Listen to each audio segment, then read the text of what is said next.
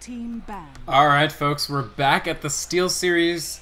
I screwed it up again. The Chicago 2 Dota Open, sponsored by Steel Series, Ignite, Merlini Dota, and Dust Off, held at the Ignite Gaming Lounge here in Chicago, USA.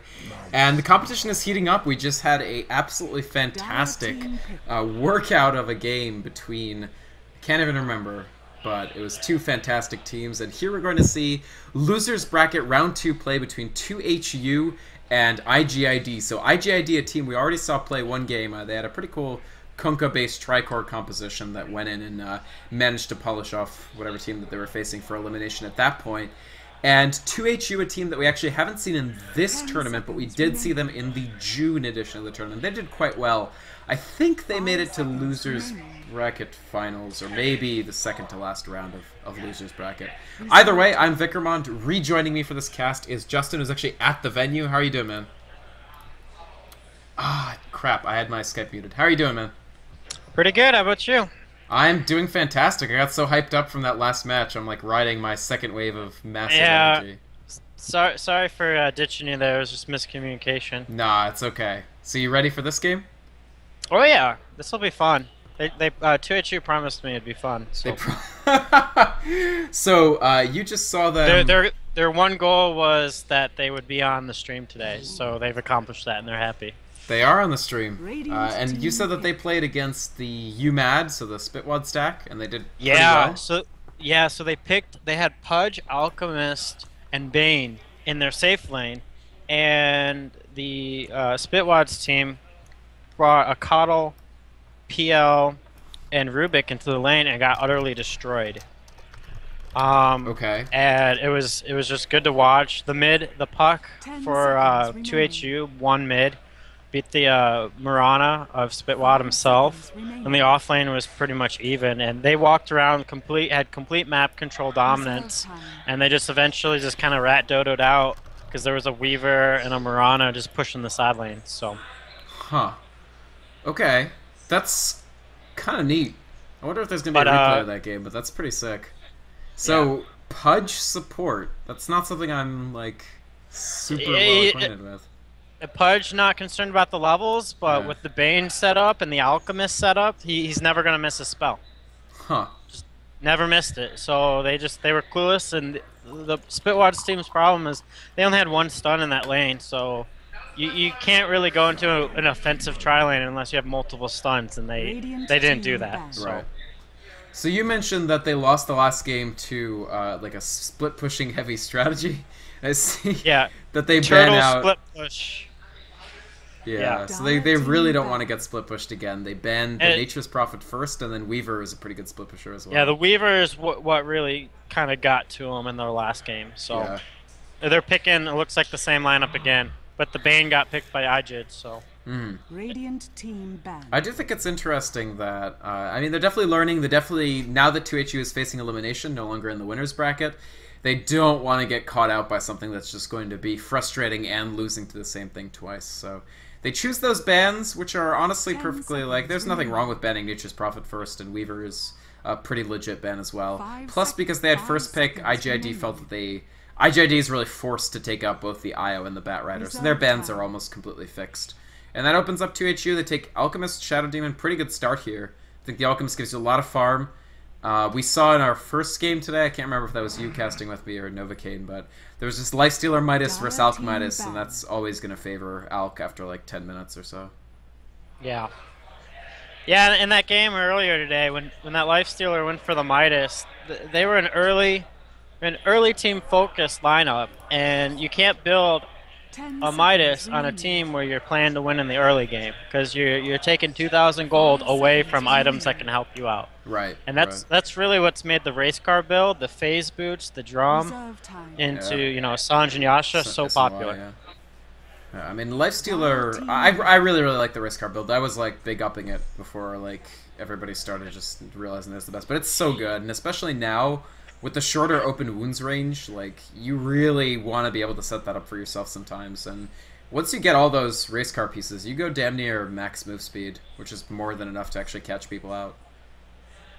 I think with drums active, you actually do go max with every piece of it. 10 seconds. Yeah, so I find this to be an interesting draft so far because there's a lot of supports 5 seconds. and map control type heroes being banned out. Nobody wants to have any. Nobody wants to let the other team gain any control into this game. Yeah, actually the second phase bans were all for supports, which is interesting. A couple notable heroes that made it through. OD is through. They are going for the Mirana gimmick play, so we'll have to see if 2HU respond to this differently from how we saw in our earlier Mirana game, where I feel like against a Mirana tri-lane, you really need, like a Mirana Bane, the combo, you really want to make sure you have more than one person, and you ideally want to have some sort of either magic immunity or good move speed. Yeah, and it really comes down to teamwork, too, with that combination. One, because of vision. The Bane and Mirana was able to walk around the map and hit their combo every single time because the one team just didn't have the wards up that they needed. And even beyond wards, you can always have... They could be doing it with a smoke, and then wards aren't really going to help you at all there either. Right. But you need to be able to have the teamwork and the map sense to be able to sniff those things out when they're coming and gain map control and just don't let it happen. Yeah. And I think 2HU is a team that's good enough to do that, but we'll have to see. And with Beastmaster, with his vision that he gets from his Hawk, he's going to be able to scout out a lot of things, even if they lost vision after a failed team fight. Yeah, I really do like... I like the Beastmaster pick because of, yeah, exactly what you said. He reestablishes so much vision, letting you see exactly what's coming, especially after him. If he can get a gem and hang on to it, that's going to be so tremendously useful for them against IGID, against just Mirana in general. Both her positioning and the Moonlight Shadow status and stuff like that. I guess my question about 2HU's lineup is, now with the Warlock, how do you see this being laned? Do you think they'll do... They're Radiant, so it's going to be a little harder to do solo Beastmaster, but do you think they're going to do just Warlock support? Warlock's either going to go support... You know, the Beastmaster could offlane, the Warlock could solo mid, and they could still have a third guy up their sleeve for their safe lane. Pudge. And Pudge is the lane they've done in the last couple games with the last game with Bane, Alchemist, and Pudge. Right. Shadow Demon accomplishes nearly the same thing that the Bane does in that lane. So. The only thing I'm concerned about is I just feel that if they try to solo hard the Beastmaster, he's going to be spending basically all his time at Ancients, I feel. Because if he shows his face on the lane, I feel like he just insta dies. Like, Bane nightmares him into Max Arrow, into Lifestealer. I guess they might not actually run it, because we don't know where Treant is going to go just yet. Usually this guy's run as a tri-lane support, but when you pick Mirana, I feel like you're almost always trying to go for the Mirana combo. And they finish off with the Queen of Pain, so even Warlock, if he's mid, is not going to have the easiest time against Quap. It's not a particularly fun matchup. He's like okay, but not great. Yeah, but Quap's not again will kill him, and that's really what you need, is you don't want the Queen to be able to shut you down. Right. And I think they're totally okay with that if the Beastmaster is just at the Ancients the whole time, because they have an Alchemist on their team. And if that means if they're not going offensive tri-lane and they let the Alchemist farm, an Alchemist free farm versus a Lifestealer free farm, Alchemist is going to win every single time. Yeah, that's absolutely true. Now, IGID do have some opportunity to sort of scale out, so they've got the Mirana Queen of Pain. Mirana can definitely become an auto-attack monster very, very late, like later on in the game, but she has that potential. They've got this Treant Protector, so maybe that'll give Queen of Pain the license to bully the Warlock more heavily than otherwise she would have been doing. I mean, how do you see these lanes working out for IGID? Well, like I was just saying, if they go for the safe tri-lane, they're gonna lose. Okay. So they would have to then go for the offensive tri-lane, which isn't necessarily gonna win. It really comes down to whatever 2HU decides for the last pick. But they're not gonna gain aggression. And if they go for an offensive tri-lane just to reduce the farm of the Alchemist, that is a win in itself. Because Lifestealer doesn't really need a lot of farm to do well. Yeah, I mean, phase drums, that's not super expensive. You can get it pretty quick. Right, and he gets his... Yeah, there's the Pudge pick. It's their pocket pick for this tournament, I guess. But he gets magic immunity without having to get a single item. And that's what makes Nyx or Lifestealer such a great hero to trade farm with. And if they let that Beastmaster get all the farm as opposed to the Alchemist. Yeah. A Beastmaster with a bunch of farm isn't a whole lot to worry about because for one he's a melee hero and they have a lot of different ways to kite melees around. Sure. And two, he's just not the greatest scaler. And like you're saying about scalability, yes, IGID has 3 heroes who could eventually scale well into the late game, whereas 2HU really only have 2. Yeah. 1, 2. So it's a gamble each way. We're gonna have to see how the teams decide and what they want to commit to. Sure. Yeah, I mean, I think the laning is going to be very, very interesting. I have not been able to watch this support Pudge work yet, but apparently it's been pretty cool, so I really am excited about the Pudge. I think this is a very cool, non-traditional lineup. I like the idea of coming to a tournament like this with, like, your pocket picks and just running that until people sort of figure it out. Especially when it's all best of one. The more practiced you are with, like, one particular lineup, the more I feel you can just steal wins off teams and just do really well with it, so I like 2HU's lineup a lot, but I mean, IGID's lineup is super duper solid as well. I do feel, like you said, that it's going to rely on them sort of making the right decisions in laning. If they kind of let the Alchemist just ride and get a lot of farm, 2HU has basically both the better, like, 5v5 teamfight, like, blasting spells, and really good scaling in the form of the Alchemist. So one of those two things has to be picked apart successfully by IGID. But I guess we're going to get started, so I'm going to go ahead and introduce the teams. Or I'll introduce 2HU, you get IGID. I just really wanted to make sure I introduced 2HU because their names are freaking hilarious today. So we have Load B, the long-lost brother of Loda on the Alchemist. He's joined by No Sex Before Marriage 420 on what looks, I don't know, it looks like a support. No, it's definitely a mid-warlock because he's saving for his bottle. So that'll be mid-warlock, safe lane carry Alchemist. And that leaves Eternal Anime as the Beastmaster. I'm guessing solo lane for him. Interesting that he's not gone any mana regen. He's not going to be able to spam axes out. And then IX Miku 88 is on the support SD. And fucking Bad, which is a pretty rude name. This is probably the harshest name on their team, is on the possibly support Pudge, so we'll see how that goes. Yeah, and for IG and ID, they have Seven Deadly Sins playing the Marana, and Marana's going to be up and top with that Bane, like you said, and the Bane's being played by Friendly Wizard, and they have Nyx being played by Adian Lorenzana. I said that completely wrong, I'm sorry for you. I think you probably got it fine. And they have that Treant going to be bottom, as Gambler's playing the Treant. Now, one thing I want to take a note about this support Pudge is that it's been working so well for this team because they've been able to get first bloods with it every time. When you're going against a tree, and if the tree just stays back, they're not going to go get that first blood. And without that first blood, that Pudge isn't going to be able to get the gold for his bottle, and it's going to make it much, much harder for him to roam around the map.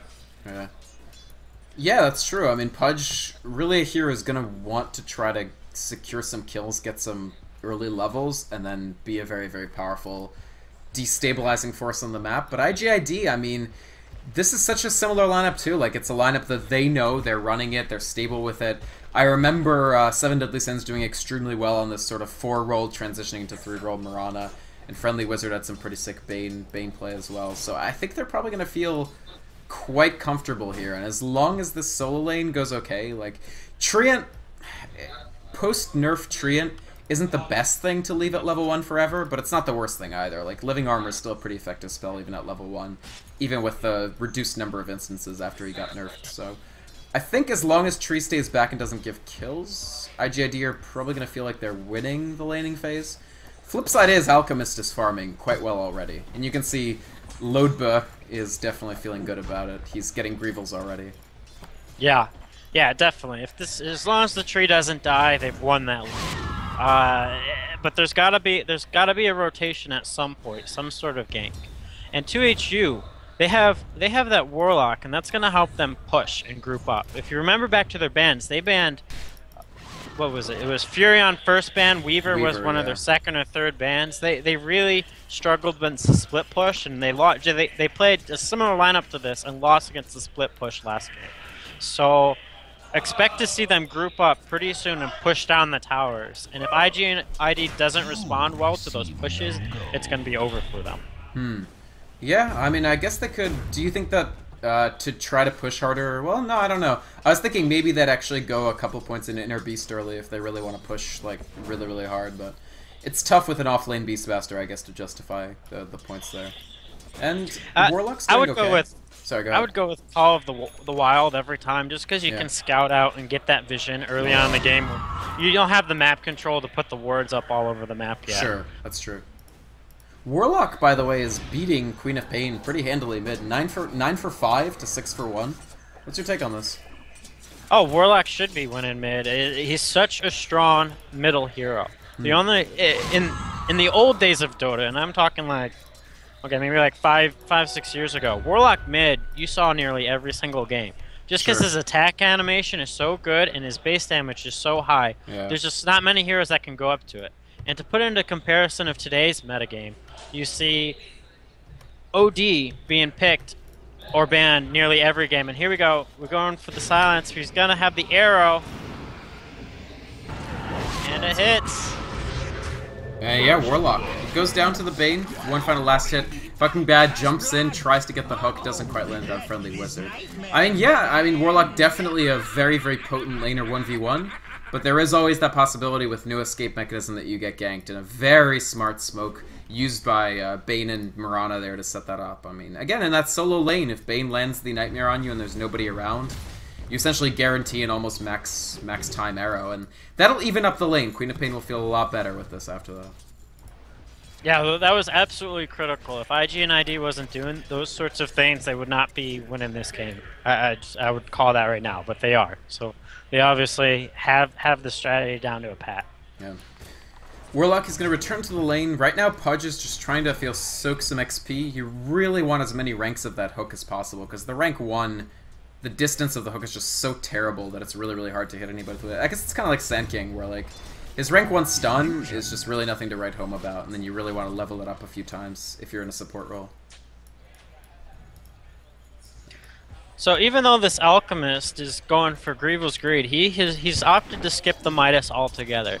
And that comes down to this early push that I foresee this team doing when they all hit about level 6, or at least the Warlock does. I think, the more I think about it, the more I think you're right, especially considering he hasn't gone... sometimes with the Greedy Alchemist build, you just go Grievals and Unstable Concoction trading off, and you don't take Acid Spray until later. But since he has taken Acid Spray, and his supports aren't really stacking the jungle, there's really only one thing you're going to do with that Acid Spray, which is push and put the spray under the tower, and make it really unhealthy, like unappetizing for the other team to try to fight you there. So yeah, I mean, I think they can definitely parlay it into a push. As their supports kind of lose time and lose levels a little bit, it's going to be important for them to generate map space to try to farm everybody up and get more XP for the supports. And so, yeah, I think an early push could be just the ticket for them. If they don't lose any more heroes, it should be very doable. Beastmaster is leveling okay. Now... Oh, I totally missed the kill on the tree. But yeah, they plant the Acid Spray right under there. They, it doesn't look like they even needed a hook. They just rotted and used Disruption. Right. You just... Disruption, Raw, and then the Alchemist stun is usually the second follow-up. And the hook from Pudge, since it's such a strong skill, and the greatest part about it in this little gimmick of a lineup, and I shouldn't really call it a gimmick, but with this idea is that somebody else is probably going to come and try to save whoever it is who got initiated. Oh, so you hook the second person? Exactly. That's really funny. That's a sick idea, actually. Wow. And yeah, they wouldn't have had a chance to really spectate any of the games before, because I'm sure they had their own games, so... Yeah, oh, actually, Trouble for Eternal Anime, he gets nailed with the Sacred Arrow, not for that much damage, though. Brain Sap, Open Wounds, Infest to finish him off. They don't want to give him any chance to get away. And that's the second kill on the board for IGID. Eddie and Lorenzo, by the way, did end up going for this Midas Lifestealer.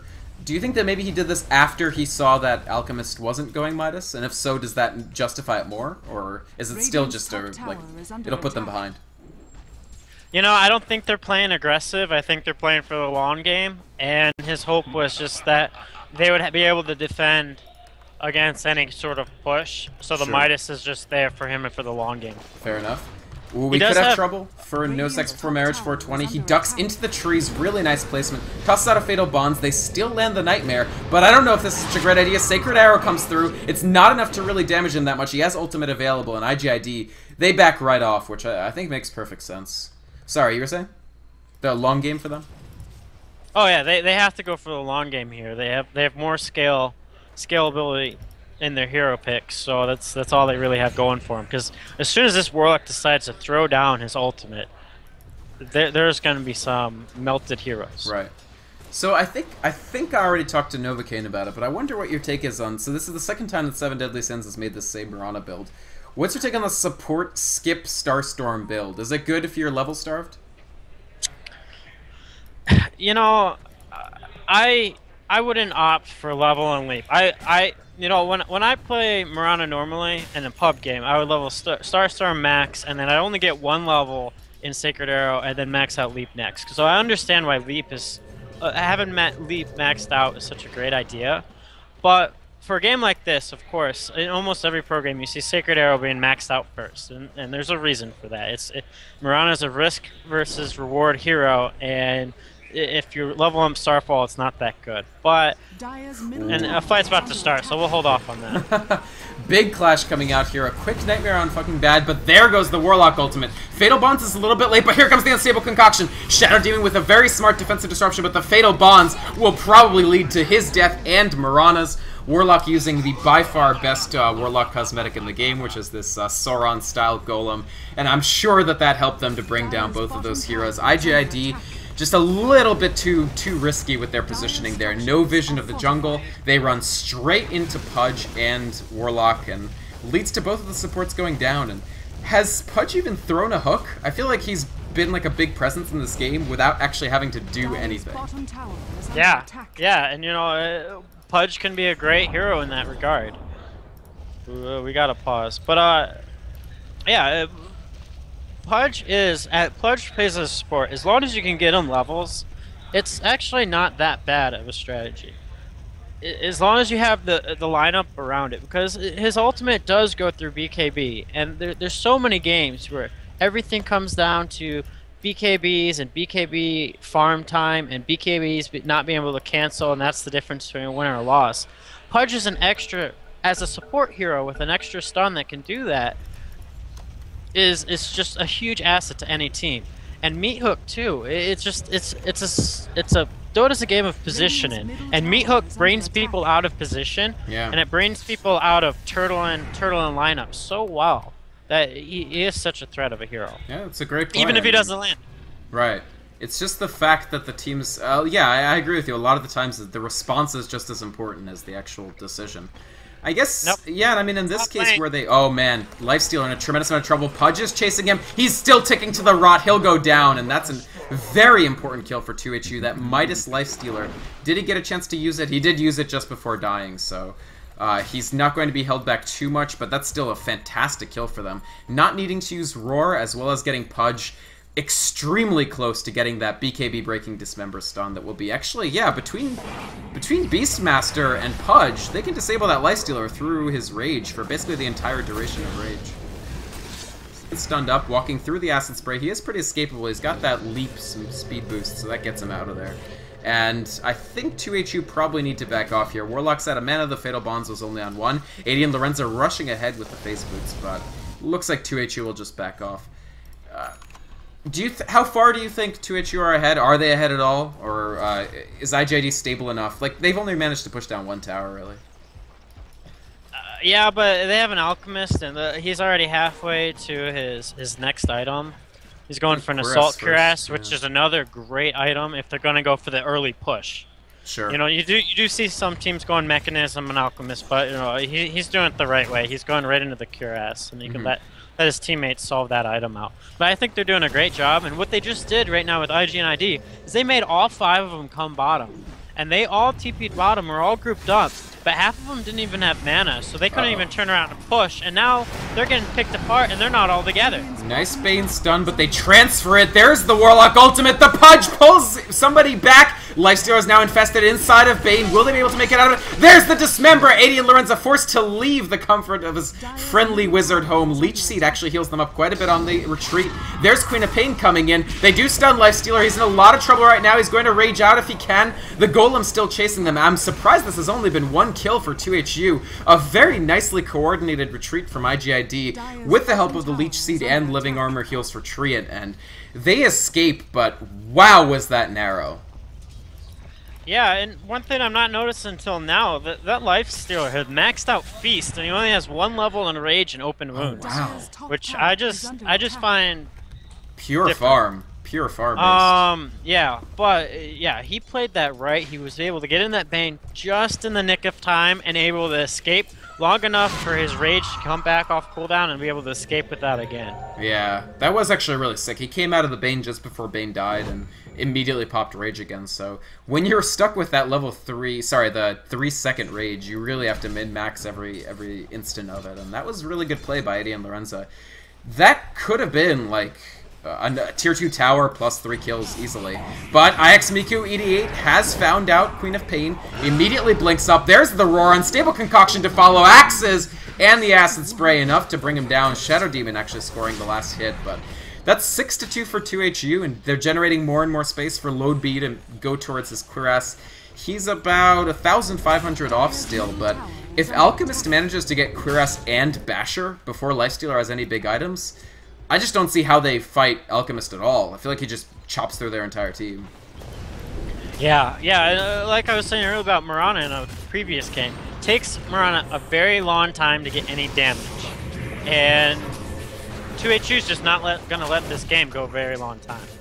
Nice defensive hook there. I guess that's the other thing about the Pudge. He gives you, between Pudge and Shadow Demon, wow, I didn't even think about this combo. Between Pudge and Shadow Demon, you can save anyone from trouble, any sort of trouble, because, like, you just lock them in a defensive disruption and then just hook them out. That's actually pretty sick. Like, even if somebody gets ganked, you might be able to save them. Yeah, and 2HU's lineup does really well as the 5-man, and they learned from their last game. That's why they had to ban out those Rat Dota heroes who can be pushing the side lanes right now. And the one thing that I think this Quap and this Potom really need to be doing is not necessarily being in these fights, carrying a TP and holding out until the very last second until they come into the fight, instead of kind of roaming and standing around in the the standoff. I agree. I mean, IGID are really suffering for, they're 5-manning quite a bit, but they're not getting anything out of the 5-mans. And now you have Queen of Pain, Brown Boots double null, and only level 8, so she's actually a level behind the Warlock in terms of the mid heroes, and doesn't have anything for items. I feel like a really quick Orchid would have blown this game wide open, but they're 5-manning so much that they don't have time to actually farm safely, and here's fucking bad. The Dismember and the Rot kind of doubling it up, but it doesn't matter. The Warlock Golem comes down. Lifestealer has just no hope against those 3 chained BKB breaking stuns. Pudge even lives through it, and I suspect they try to use this Warlock Golem to just push the tier 1 tower off the back. Dang, this lineup is serious. Pretty serious stuff. Now, what they have going for them now is, as opposed to their first couple of fights, is all their heroes have mana boots now, so they're able to sustain this just 5-man push over and over again. And as soon as they finish and they get their urns and a couple more mechanism, they're going to be pretty much unstoppable as they run around the map and get all the towers. Definitely. It might take them a while to make mech. It looks like IX Miku is making it, so that might... Oh, no, sorry. Warlock's making it. Actually, they'll have that pretty quickly. Looks like Shadow Demon probably just going to make a... for staff, here comes the Moonlight Shadow, but they've spotted it out. Friendly Wizard doesn't even get to use his Fiend's Grip. They have thrown an Overgrowth. Deadly Sins, he just doesn't really have that much damage yet, but Load be in a lot of trouble. Kiss My Sister did manage to land all of his spells. Buyback from Pudge. There's the Infest to just try to do a little more damage. Eternal Anime throws out the axes. No hope for this Beastmaster. Already 3 kills on the board, including the Pudge, who TP's in, hooks the Treant in, gets that kill. But Adrian Lorenza probably walks away from this, and that's the fight that IGID needed when they needed it, I think. Will they catch this Lifestealer, though? If they could get Lifestealer, there's the hook! But do they have damage? Probably not. Nightmare transferred onto IX Miku. They're in a lot of trouble here. Will the arrow land? It lands on fucking bad. Pudge in trouble. Defensive disruption from Shadow Demon. I don't think it helps. Pudge trapped in the middle of a bunch of heroes. There's that Fiend's Grip from the Bane that he didn't get a chance to use, and they are just mopping them up at this point. Lifestealer on top of Warlock. These ultimates, they're just not up for this fight at all. Load B is here. He's going to try to make a turnaround. Rage will eventually run out. Where is that Unstable Concoction? He throws it out. It lands on Lifestealer. Acid Spray gets 1. Acid Spray gets 2 with another auto attack from the Warlock. And that's actually a horrible way to end that fight. They won so much, and then I feel that they, right at the end, gave a little bit away. Yeah, there's just a little bit too much cockiness at the end of that fight, and guess what? The Warlock has a mechanism now, Ouch. and that insta-gib that caught him off guard in that Oh, fight nice isn't gonna arrow. happen. But nice arrow, yeah. But he has to leap away. He doesn't try to use the leap to juke the concoction. Does that even work in Dota 2? I don't even know. The living armor is keeping him alive through these wild axes that do next to no damage. Treant, however, is caught completely with his pants down. Throws out the overgrowth. Unfortunately, doesn't stop spells. Dismember. Hook to follow. Doesn't even need it. The rod is enough. Eternal Anime is disrupted up, but there's the unstable concoction. 7 deadly sins. No chance. Pudge hooking Alchemist back. No, you don't get that last hit. Beastmaster will secure it, and even a little bit of inter-team trash talk here. Yeah, this Pudge is struggling for items in this game. It's really hurting them, but they're doing a great job. And that was a really long, sustained fight. That this is time IGID is not farming, and they have a lot of heroes that need to farm if they want to win out this game. Yeah. So Queen of Pain. IGID is playing into 2HU's game right now, and that's not faring well for them. Yeah, I mean, I think you pointed out that they were just gonna, as soon as they could parlay it into it, like they had the levels to 5-man push, they would. And now all their ultimates are up. It's a terrifying situation for IGID. They feel that they have to protect these towers, but they don't really have the tools to do so. Moonlight Shadow is gonna be the attempt. If they can get a great initiation, there's no gem. Cuirass is done for Alchemist. There's the nice Sentry Ward placement. Oh my god, that was a huge Warlock ultimate. And they just melt them completely. Lifestealer forced to flee. The Beastmaster roar. Oh my god, that Sentry Ward. That's 4 for nothing. Maybe Bane, yes, with the Brain Sap manages to clean up Warlock, but he gets brought down right quick. 5 for 1, and the Sentry, the Trap, the Warlock ultimate into just a total team wipe. Lifestealer just does not have the items. He's just really suffering this Midas and nothing else. He has Drums phase, which is good, but nowhere near his armlet, and when they just land that Golem on you, disabling you for 1.5 seconds, follow it up with a Beastmaster Roar, you just can't survive. Yeah, and that's the power of Warlock. And I was actually really disappointed that Warlock also was not, I believe, was never picked or banned in He was the picked a couple International 3 times. this year. Oh, was he? Yeah, but Yeah, not. I He was guess picked as support. It was really bad in one game, like Rattlesnake, I think, or maybe VP. Okay, so in the prelims, or okay. Yeah, in prelims. So yeah, he's such a great hero for these early game pushes because the ultimate range is so large. No matter how much you try to spread out to set up for it, somebody's gonna get disabled and hit, and you're never gonna get that initiation you want unless you have a hero like Clockwork or. What is the range on it? Is it like 900 or something? Is it even more? I don't even know. It's my really entire long. screen. You Yeah. know, it's an entire screen away. Yeah. And, yeah, I mean, their lineup is just so many good synergies. Like, when you land that Golem from long distance, that's a free Pudge hook easily. Like, there's no way to miss, basically. And here he comes with another hook. Actually, I don't know how he missed that. That's just really unfortunate. But I kiss my sister. Hit with the unstable concoction right on top of the acid spray. He'll take a tremendous amount of damage. Only living armor prevents him from dying there. And Pudge is coming in. He wants another hook. He gets the Bane. Disruption on top of it, actually. But that's a dead Bane. Upheaval. Not tremendously useful there. There's Queen of Pain coming back in. A nice ultimate, but it's only rank 1. Roar will just smack her right back. Overgrowth to try to retreat. 7 Deadly Sins comes in. Realizes he can't make anything happen here. And they back off. Meanwhile, where's Lifestealer? He's circling around the fringes looking for a way in, but here's the hook, actually on No Sex Before Marriage 420. But this is another tower. This push at this point is really not stoppable until they reach high ground. Like, IGID don't have the tools to prevent these tier 2s from going down. They didn't even use Rock in that fight. You know, they have Rock ready to go. Oh, they have it. No, they don't have it. It's on CD, but not for long. I don't know. Seems pretty grim. What does IGID do here? Are you just kind of checkmated, or? I would think so at this point. They really need to turtle out, but they've just fed too many kills too fast to the other team. That there's they can't really wait out the push anymore by nuking the waves and then quickly getting out. They don't have that ability anymore. So really, it's their actions of 10 minutes ago are just biting them in the butt. Right. Yeah, I mean, the thing is that 2HU at this point, I don't see any reason for them not to just 5-man everywhere. And IGID have an amazing lineup for killing, like, 1 to 2 to maybe 3 people somewhere on the map. But 5v5, I mean, just look at these guys. Rank 1 Queen of Pain ultimate is their only AoE damage because they don't have Starstorm, so they literally have one AoE damage spell, and it's rank 1 ultimate from Quam and Sonic Wave. Oh, and the Hawk blocked the arrow in that fight. Oh, god dang. Who spoiled that shot indeed. I mean, when you don't land an arrow like that, you just have no tools remaining for the fight. I mean, rank 3 leap is a decent buff, but they just don't have anything for these team fights. There's the roar, the haste rune used to great effect. Just going to use the wild axes to peel off some of those charges of the living armor, which is now down. Mirana down. Fatal Bonds is out. The Golem's down. They're pushing them onto their high ground, and I don't think 2HU are going to stop there. They've got the Aegis up on the Alchemist from the Roche that they just picked up. He's going towards Desolator. Alch Desolator's pretty rare. Eternal Anime does eat an arrow. That's a Beastmaster picked off, but with no roar, he really doesn't care. Load B now charging up. Excellent Overgrowth coming out. 80 and Lorenza trying to do what he can, but he just lacks the damage even with Infest. Excellent Fiend's Grip up, but Lifestealer now chased off. He's down. I Kiss My Sister taking huge hits from this Golem. The Fatal Bonds might actually bring him down. One more hit of the Fatal Bonds will kill 2 more people.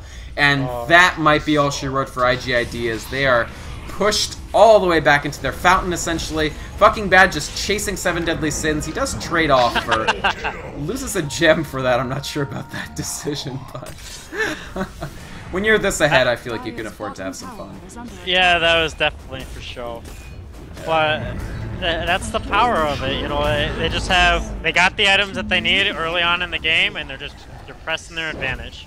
And this is what they weren't able to do in their last game, and you know, they still fought that game out into a very, very long game that could have gone either way. Sure. But the last couple of buybacks coming out from IGID, they bought back the Queen of Pain and Bane. They almost managed to score a kill. Actually, they did kill the Shadow Demon in the end, but Warlock and Alchemist stay up, but I'm not sure. Yeah, the 2 of them can't prosecute this push any further. It's actually probably a free kill on Warlock. He uses the Shadow. We're going to try to TP out. Wow, that heals better than I thought it was, but he still gets brought down. And I don't know, I mean, 80 Lorenza, for what it's worth, he does have some gold. He has his full armlet now. Armlet, phase, drums.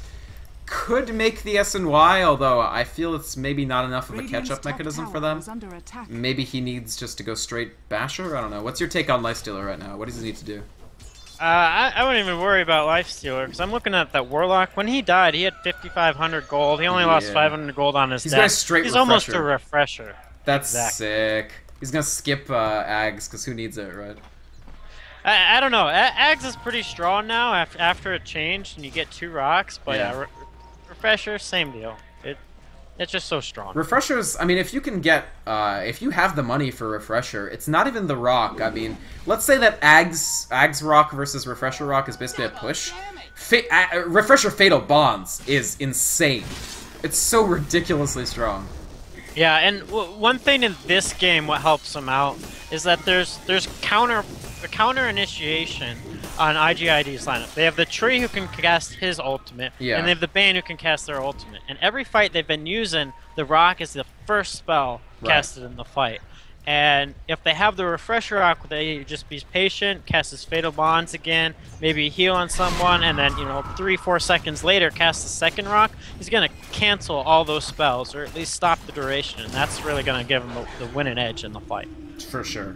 Yeah, I mean, they're just piling on with the effects, and that's the thing about a hero like Warlock. If he's doing sufficiently well enough, he can just absolutely devastate you. There's almost no way to win a team fight against him if he's actually going to be able to cast his spells.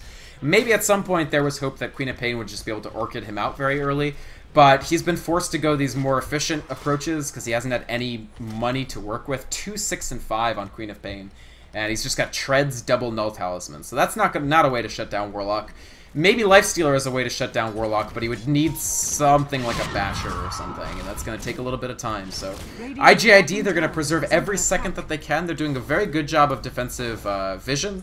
One of them does get de-warded just now, but they've still got this covered. They've still got their jungle covered. I mean, they're warding really, really well. Better than some teams that have been behind that we've seen, because they absolutely need to know what's going on to get any safe space to farm.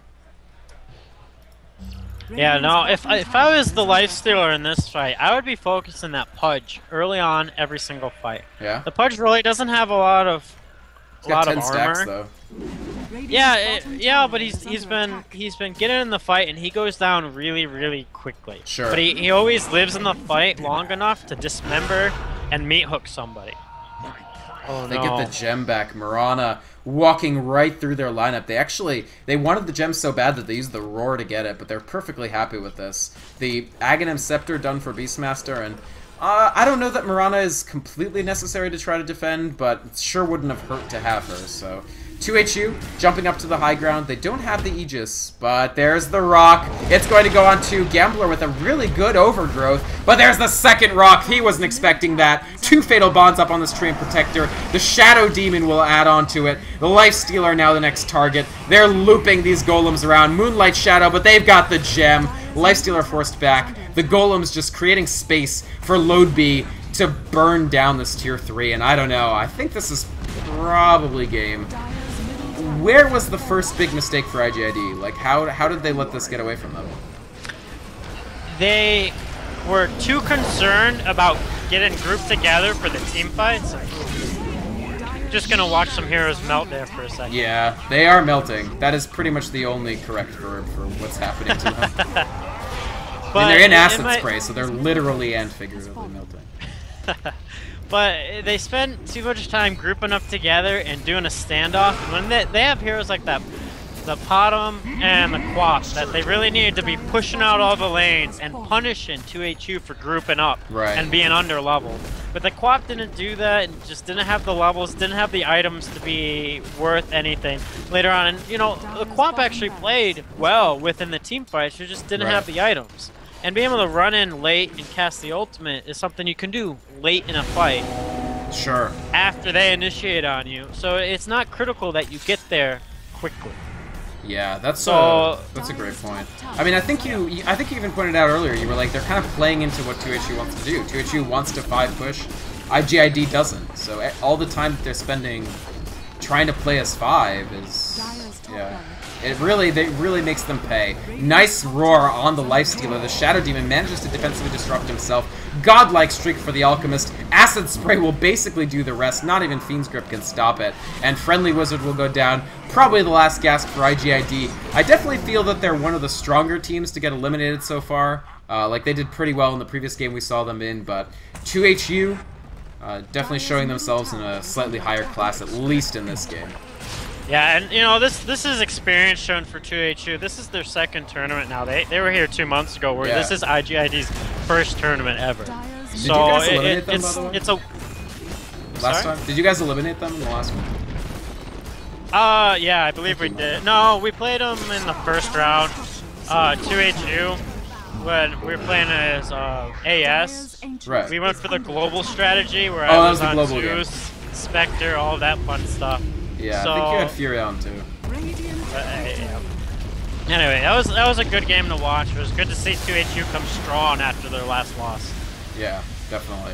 So yeah, 2HU will advance to the losers bracket round 3. Well played to them. IGID, that will eliminate them from the tournament. I think they said that they were going to kick Merlini's ass tomorrow in the 1v1 solo competition. So maybe they'll stick around to ruin Benwu, but this will be their last team game, unfortunately. They are eliminated in the losers bracket round 2, but not without showing us some good games. This is the Chicago Dota 2 Open, held at Ignite Gaming Lounge, and sponsored by SteelSeries, Ignite, Merlini Dota, and Dust Off.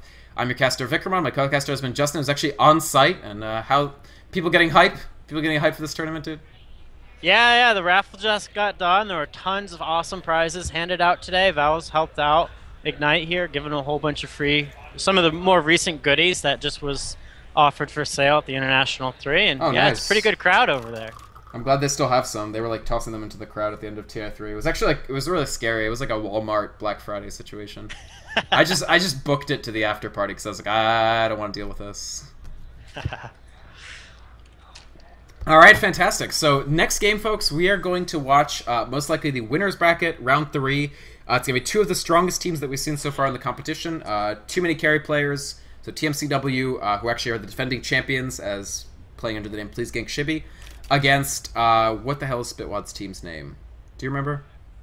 Sorry. UMAD, because they're from UMadison and they're mad, yeah. So we'll see that game next. That's getting started in just a few moments, folks. Don't go away. Thank you so much for watching.